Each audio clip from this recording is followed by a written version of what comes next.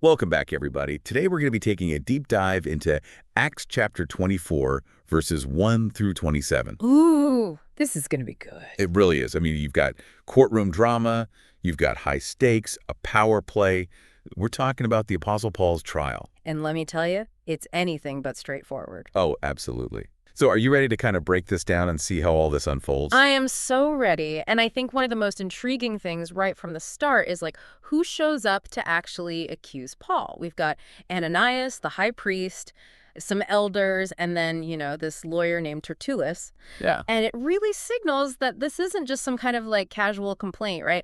This is orchestrated. It's a legal attack. They're going all in. Serious business. Yeah. Yeah, no kidding. And then you've got Tertullus, who doesn't waste any time. I mean, he starts laying on the flattery. Oh, so thick. Oh, yeah, he's good at that. With Governor Felix, talking about like great quietness and all these like worthy deeds that Felix has done. I mean, come on. Yeah. What do you think? Is this genuine admiration for Felix, or is this like a calculated strategy to kind of get in his good graces? Right, right. I mean, I think it's probably a little bit of both, don't you think? Oh, for sure. Tertullus was like a skilled orator, Mm-hmm. and using flattery like to win over an audience, especially an audience like Felix was, I mean, that's common. That was like a tactic back then. Total tactic. So yeah, he's setting the stage, right? He's trying to make those accusations against Paul seem even more credible. Okay. Okay, that makes sense. So then he kind of gets down to the nitty-gritty, right? What are the actual charges against Paul? Like, what is he really being accused of? So basically, Tertullus is trying to paint Paul as this like real troublemaker, like, almost like a pest. A pest. Yeah, stirring up riots. And he says that he's like the leader of the dangerous sect. That's how he's referring to the early Christians, Right. But he doesn't stop there. He doesn't. What else does he say? He accuses Paul of profaning the temple. Oh, wow. Which was a huge no-no, extremely serious charge in this context. I mean, that's like the most sacred place in Judaism. Exactly. And so this accusation would have immediately like turned public opinion against Paul. Like that's serious stuff. Yeah. Yeah, that's not messing around. Yep. That's a heavy, heavy accusation. And it just seems like he's like pulling out all the stops here. Doesn't he also like bring up Lysias? Like the Roman commander who had actually rescued Paul from the mob? Yes, he does. He tries to twist it all around, right, and make Lysias look bad. He's claiming that Lysias like interfered with their right to judge Paul according to Jewish law. So again, clever, right? He's shifting the blame. He's portraying Lysias as an obstacle to justice. And to add even more pressure on Felix, the whole scene really emphasizes that there's this whole crowd, right? Oh, wow. Of Jewish people there, like backing up all these claims. Oh, we'll talk about pressure. Like, wow, you're really in the hot seat there.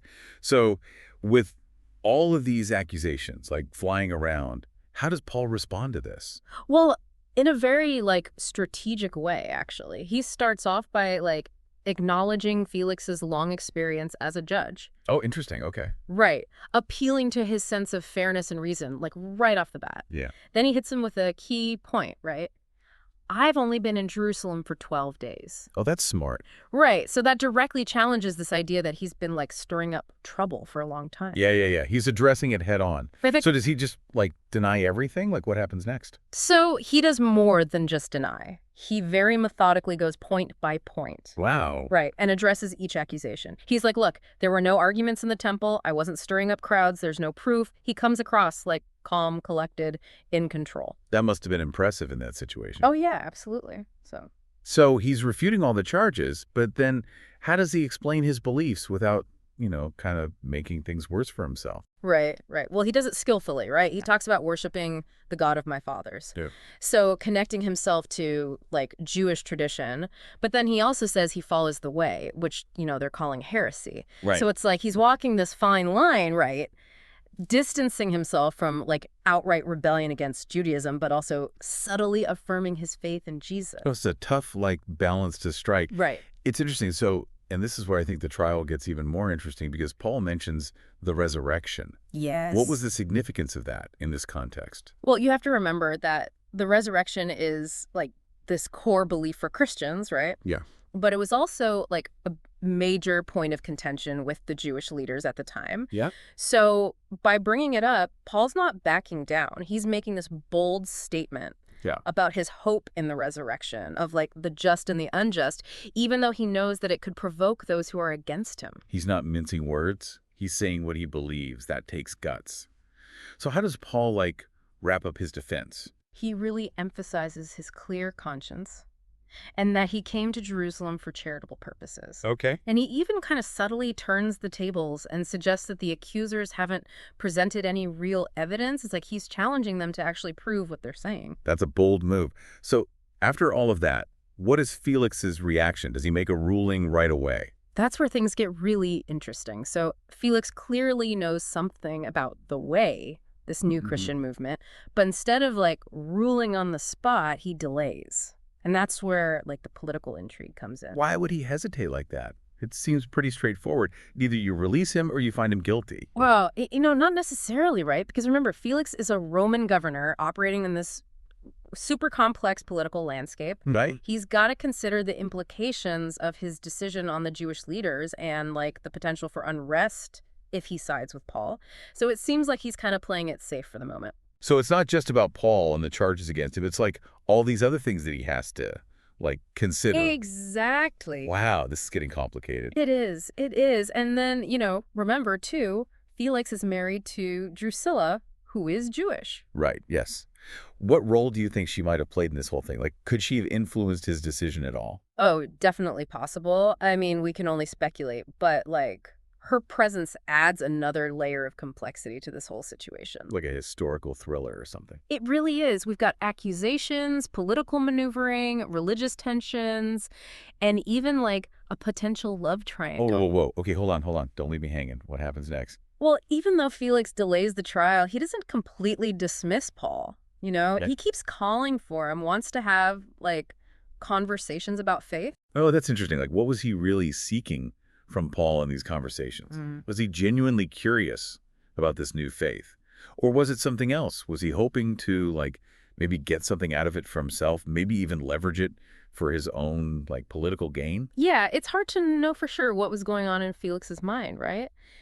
The text describes him as, knowing about the way, this early form of Christianity. Right. But it also kind of hints that he might have had some ulterior motives going on. Okay. I mean, he was known for being pretty ruthless and definitely not above using people to kind of advance his own interests. So you're saying he might have been trying to use Paul somehow? It's possible, yeah.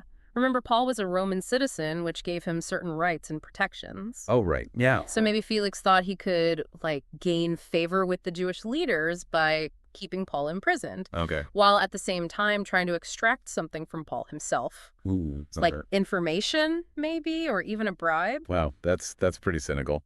Yeah, but I guess that's how politics worked a lot back in those days. Yeah, it seems like Felix was always trying to, like, play both sides and kind of, Hedge his bets. Yeah, exactly. And it just highlights the pressure those Roman governors faced, trying to balance Roman law and Jewish customs and, like, their own political ambition. Oh, totally. It must have been a real juggling act, especially in a place like Judea where, like, the religious and political tensions were so high. Oh, yeah. Always simmering under the surface. So Felix is trying to figure out what to do with Paul, and then there's this incredibly dramatic scene where he actually starts to tremble when Paul talks about things like righteousness, self-control, and the judgment to come. Yes. Why do you think Paul chose to bring up those particular topics? Well, I think it's important to remember that Paul isn't just defending himself in a legal sense, right? Right. He's using this opportunity to, like, share his faith. Yeah. And challenge Felix to really consider the implications of the gospel. And those topics,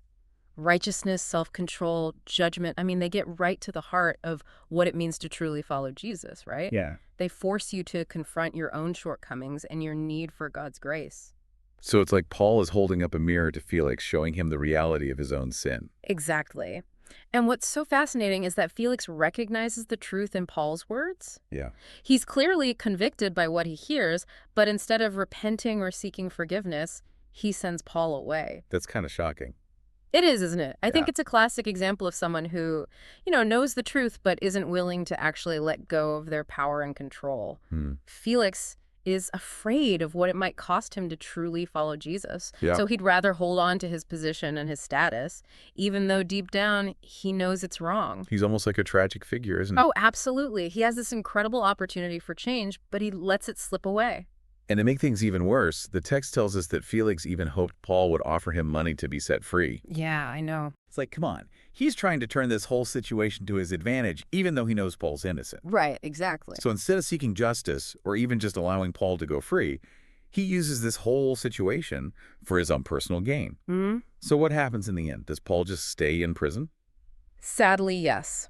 The text tells us that Felix kept Paul imprisoned for 2 whole years, probably to appease those Jewish leaders and maintain his own power. It's a reminder that sometimes even those in positions of authority will choose expediency over truth and justice. Yeah, And innocent people suffer as a result. that's pretty disheartening. So what can we learn from this whole episode with Felix? What does it say about human nature and the power of belief? It makes you think, right? About the choices we make when faced with truth and how fear can sometimes hold us back from doing what we know is right. Yeah. One thing that keeps coming back to me as we talk about this whole trial scene is the power of words. Oh, absolutely. Words are so powerful, right? Yeah. They can be used to manipulate and deceive. Oh, But they can also be used to inspire, convict, and ultimately to change hearts. Yeah. We see both sides of that in this story. I mean, just think about Tertullus, the lawyer, He was very deliberate with his words, right? Twisting the truth and playing on people's fears to make Paul look bad. Right. It makes you realize how important it is to be discerning, Yes. to think critically about what we hear, especially when someone's trying to persuade us of something. Oh, that's a great point. We can't just passively absorb everything, right? We need to be asking questions like, who's speaking? What are their motives? Are they using facts or are they using emotional manipulation?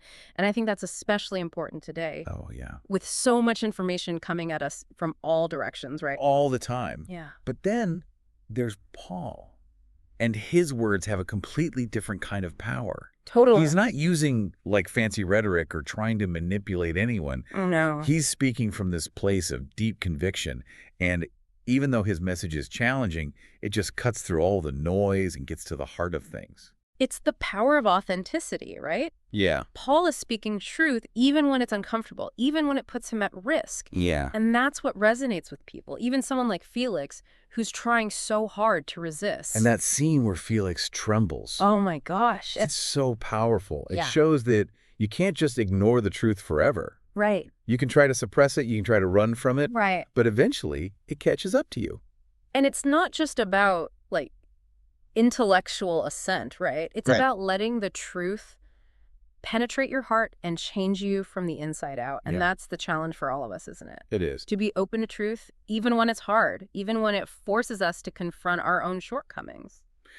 So as we wrap up this deep dive into Acts 24, what are some key takeaways for you? What's the most important thing for us to remember from this story? Well, I think one of the biggest lessons here is that words matter. Yeah. We need to be mindful of the words that we use and the impact that they have on others, Are we using our words to build up or tear down? Are we speaking truth even when it's hard? And are we listening carefully to the words of others? Being discerning and critical and not just accepting everything at face value. That's so important. Yeah. And what about the example of Paul? What can we learn from his courage and his willingness to stand up for what he believes in, even when he's facing such powerful opposition? Paul's example is so inspiring, isn't it? It is.